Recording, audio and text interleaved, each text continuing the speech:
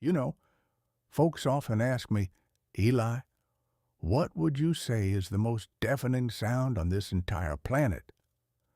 And I tell them straight, it is the silence.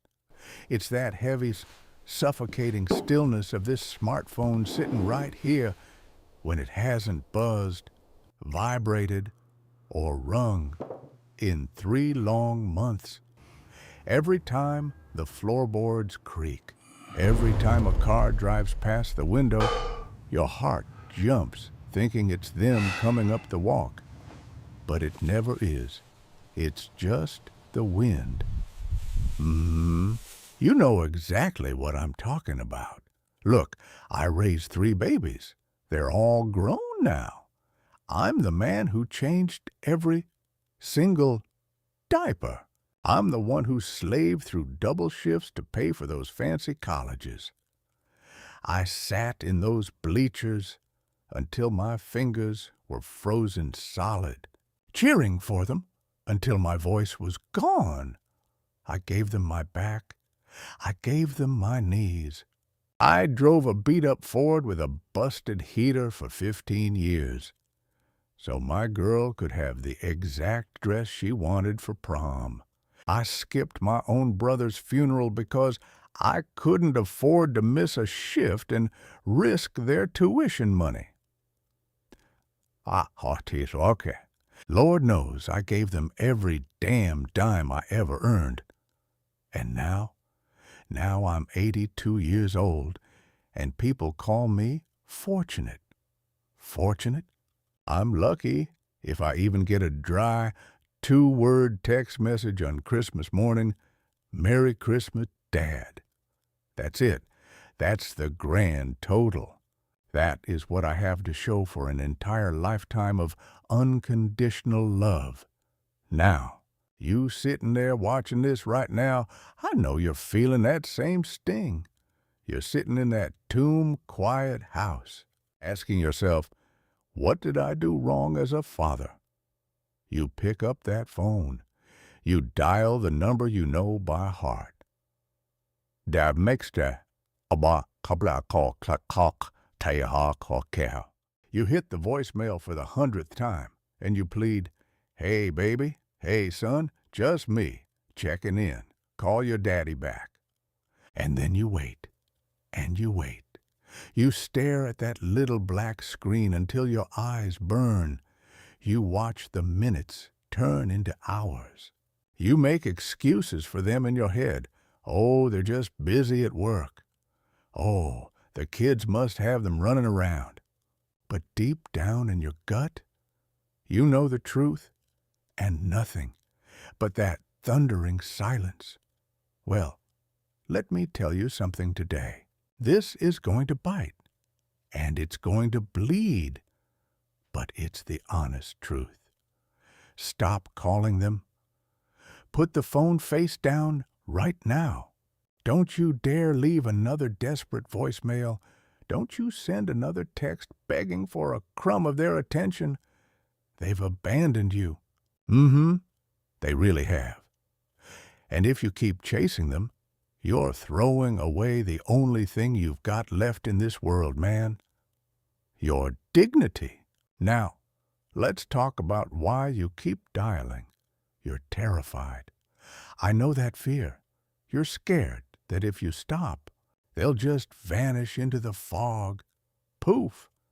Gone forever. You think, if I don't remind them I'm here, they'll forget old Eli even exists. Listen to me close. If you have to remind your own flesh and blood that you exist, they've already pushed you out of their life. Yeah, that's a jagged pill to swallow. But begging for love? That ain't love. That's charity. And I don't know about you, but I am a grown man. I worked 40 years in that heavy steel plant. I survived the hardest storms. I'm not about to accept charity from the people I used to feed with a spoon. I carried my own weight my whole life. I built the roof over their heads with these 2 bare hands. I am a father, not a beggar, holding out a tin cup for a scrap of affection. No, sir. When you call them every day sounding broken and lonely, you're teaching them that you're a burden. You're showing them you have no life of your own. You're just waiting by the window like an old, forgotten dog. And trust me, folks run from that, even your own blood. To them, it feels like a weight, so they pull back. You chase harder, and they just run faster. You have to stop the bleeding today. The chasing ends now. Step 1, you've got to murder that guilt. I know what you're doing at 3 a.m., staring at the ceiling, replaying the old tapes. Maybe I was too tough. Maybe I worked too much. Maybe I didn't hug them enough. Maybe I was too tired when I got home to ask about their day. You let that poison seep into your brain until you feel like the worst man to ever walk the earth. Look here. No parent is perfect. I wasn't perfect. Lord, I made 1,000 mistakes. But I was there. I didn't run off. I put bread on that table. I kept the house warm. I loved them with every ounce of strength I had. If they want to hold a grudge today for something that happened 30 years ago, let them carry that heavy bag. You don't have to carry it for them anymore. Forgive yourself, man. Your job is done. The contract is over. You've earned your peace. Step 2, build your own garden. You're asking, Eli, if I stop calling, what am I supposed to do? Just sit here and rot? No, no, no. You build a garden. My granddaddy told me, son, if you chase a butterfly, it'll fly away. But if you grow a beautiful garden, the butterfly comes to you. And even if it doesn't, shoot, you still got yourself a beautiful garden. For 5 years, I rotted in this very chair, waiting for a ringtone that never came. 6 months ago, I said, enough. I went back to my wood shop. I started creating with my hands again. I let the smell of fresh pine sawdust replace the stale air of this living room. I started playing chess in the park with those other old fools. We shout. We laugh. I started cooking again. Got my old gumbo recipe back out, chopping the celery and onions just like my mama taught me. And you know what happened? I became a person again. I became happy. I stopped needing them to fix the hole in my chest. I filled it myself. You've got to get busy, travel, learn something new, make your life so full that you don't even notice this phone is silent. Hey, because here's the secret. Children are curious creatures. When the phone stops ringing, when the guilt trips in, they start wondering, why isn't Dad calling? Is he okay? What's he doing?